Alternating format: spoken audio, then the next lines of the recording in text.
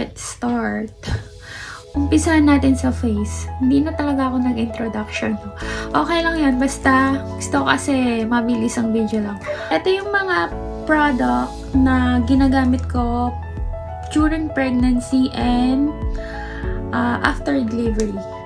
Ito yung mga isa sa mga video na sinesearch ko sa YouTube, sa TikTok, nung pregnant pa ako. So, gumawa ko ng video na ganito para sa iba na magkaroon ng idea kung ano yung mga safe. Hindi ko sinasabing expert ako.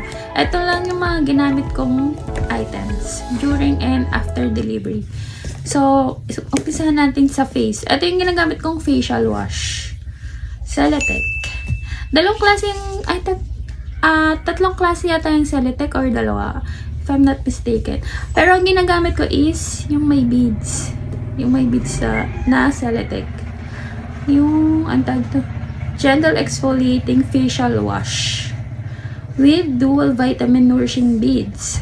Ito yung ginagamit kong facial wash. And then, ang ginagamit kong pang moisturize after is dalawa. During morning and nighttime, magkaiba. Ang pang umaga ko ito.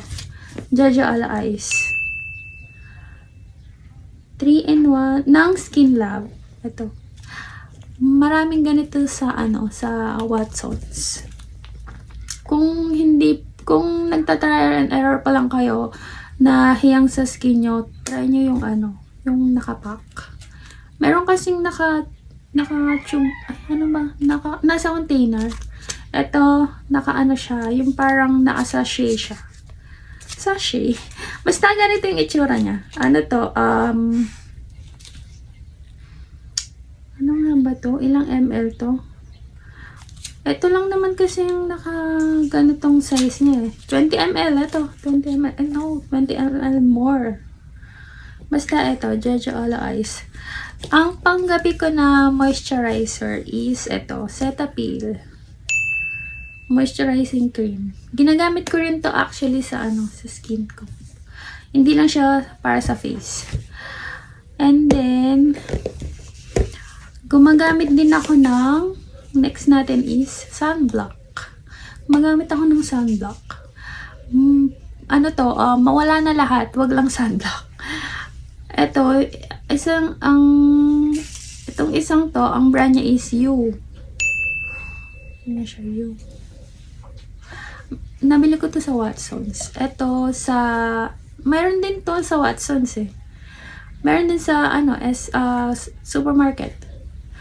Ang brand niya is, saan brand na 3W Clinic. SPF 50. Ito, same lang. SPF 50. Para sila. Tapos, ito, gumagamit din ako ng ganito. Ang brand niya is Instant DD Cream. SPF 50 siya. Pwede siyang pang primer, pang foundation, or pang sunblock. As in, 3-in-1 na siya. Pag nakakalimutan ko lahat nagmamadali ako, tapos, gusto ko, isa lang dadalhin ko ito. Ito siya, Instant. Tapos, ang ginagamit kong lotion, ito, Body Trends. Rosy White yung scent na,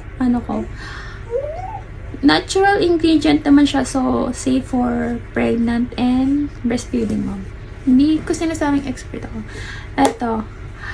Tapos, ang ginagamit ko sa stretch mark is Palmer's. Kahit anong brand ng stretch mark, okay lang naman. Pero sa akin ito, before and after delivery. Tummy Butter stretch mark ng Palmer's. Tapos, last, ang ginagamit kong deodorant is Belfour. Sa Watsons ko ito nabili. Plant-based siya. So, hindi siya ganun katapang yung amoy. Actually, mild lang yung scent niya. So, pwede siya. Yun lang. Yan yung mga skincare na ginagamit ko before, during pregnancy, and after delivery. So, umpisahan natin sa face. So, mabilisan lang to. Wait lang.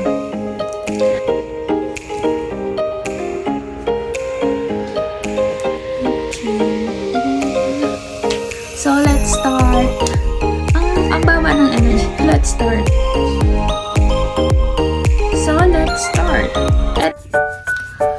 So, next ko is eto, DD cream na may SPF 50. Ang brand niya is Instant ba? Basta nabili ko to sa SM Department Store ng Watsons. Maganda to kasi ano siya, full coverage. Full coverage siya na lightweight. So, pwede siyang maging substitute for liquid foundation. Ang ingay nilihan.